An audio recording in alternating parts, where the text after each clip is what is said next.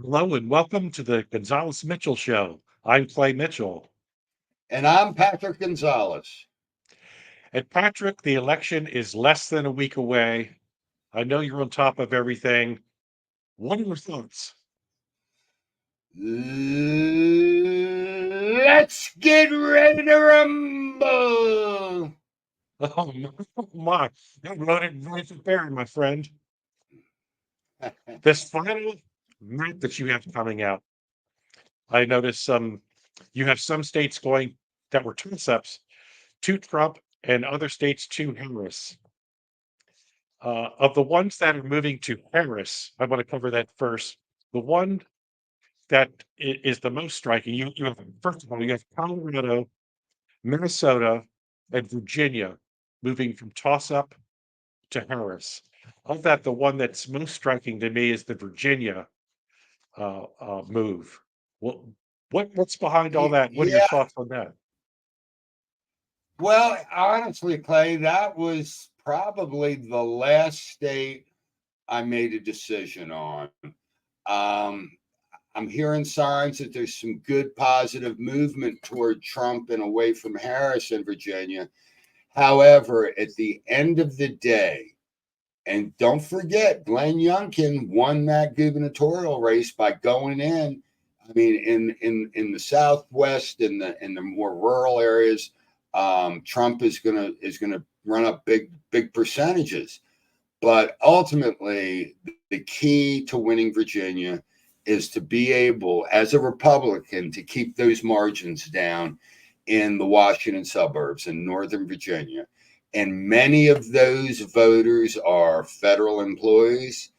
And, if they ultimately vote with their pocketbook, their own pocketbook, not the cost of groceries, not the cost of gas, but their own paycheck, I just think, and I had to make a decision, and I'm not going to be surprised ultimately either way.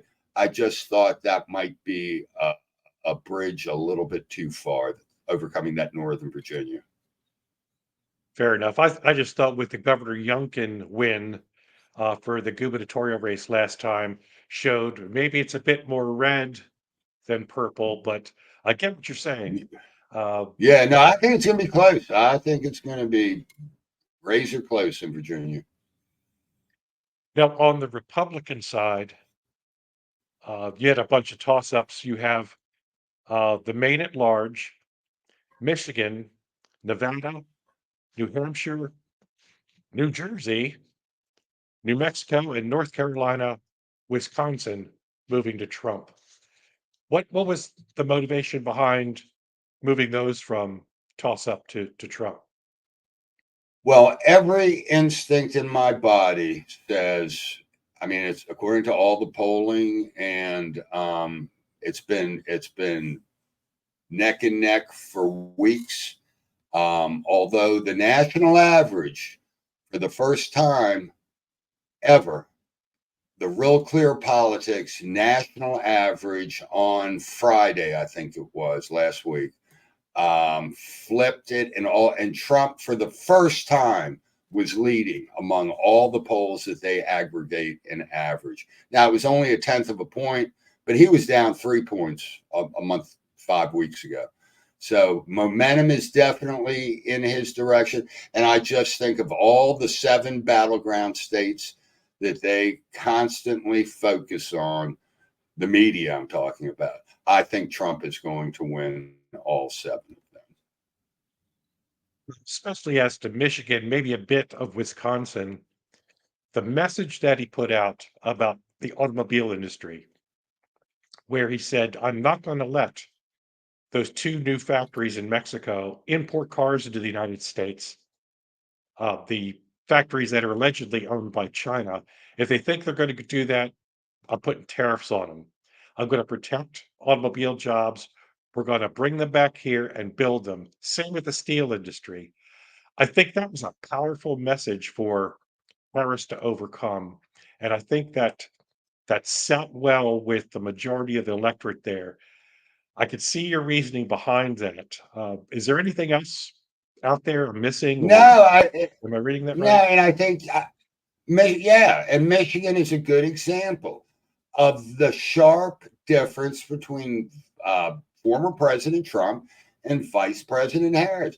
Donald Trump describes the problem, and then here's the solution. Now, his solution on that particular you just mentioned was that's how we're going to deal. We're going to threaten Mexico with tariffs if we don't get this playing field a little more level. That's a problem described, solution offered. The problem with Vice President Harris is she has been incapable throughout this campaign of doing that. And the problem with stating the problem most of the time is it's her administration that's been running things for 4 years. So you don't want to talk about the problem. And the solution for everything basically is Donald Trump is a fascist. And I think, Clay, the ship has sailed on that. I think Donald Trump is a fascist. I think the boy has cried wolf one too many times. I think everybody knows what Donald Trump's about. I think everybody knows what Vice President Harris is about. As they know about Joe Biden, they've been on the scene now for at least, as to Harris, a half a decade, Trump a decade. Biden's been in the public eye for what, 50 years. Yep. I don't think there's anything new that can come out. Now, I will ask you this. Have you seen any October surprises this year that have bolstered either Harris or Trump? Because I Both really are haven't seen a real no, October they're surprise. no. I've just seen misstep after misstep with Vice President Harris. You hype this thing in Houston with Beyonce. And I didn't follow it, so I don't know. But many have said they were led to believe that Beyonce was going to perform. And she didn't. And again, who is Beyonce going after that should have been locked, have been in the camp a year ago? She's still, Vice President Harris is still going after her base. That says so. I mean, that screams something ain't quite in balance here. And I guess from a personal level, I'll never forget. It was 1970 on Ed Sullivan's show. He kept hyping the Beatles, the Beatles, the Beatles in a way that I thought they were going to be on live like they always had been. And it ended up showing a video of the Beatles, which was fine. Right. And I was terribly disappointed. I was 13, but I was still disappointed.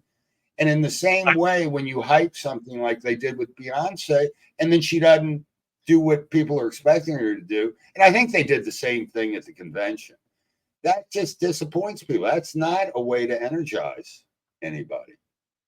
Being the Beatle maniac that I am, slight correction. It was 1968, and they played Hey Oh, Jude, and it was filmed they in did Triple play M Hey Jude. Studios. Yeah, it Was was it it? was Was it Hey 1968. Jude? Right. Hey Jude, don't make it bad. Play. I can't remember the lyrics, so I ain't going no farther. You can't sing either, Patrick. So, Well, I know that. That doesn't stop me. but the other thing I wanted to ask you: do you see a shift in any kind of voting patterns with people this I election do. versus 2020 versus 2016? What we're seeing and what a lot of focus is on, a lot of focus from the media is on black males kind of moving away from the Democrats, and that's definitely real. But I think that the big story after this election is going to be the rather significant shift overall against among my fellow Hispanic Americans. I think there's going to be a dramatic, and then all of a sudden that affects states like Arizona, New Mexico, which I give to Trump for two reasons. I give Trump New Mexico because of the Hispanic vote and because of that absolute disaster of a video that Vice President Harris's team mailed in to the Al Smith dinner. It affects Nevada. And I actually have given Donald Trump the state of New Jersey. And the reason I did that, well, first of all, in 2021, a literal nobody, no name Republican came within a whisker of beating the incumbent governor.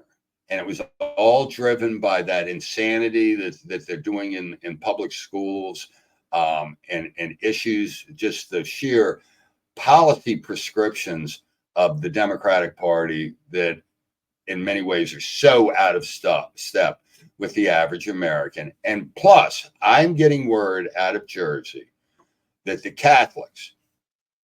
percentage of Catholics in New Jersey is one of the highest in the state. It's almost 40% of the state is Catholic.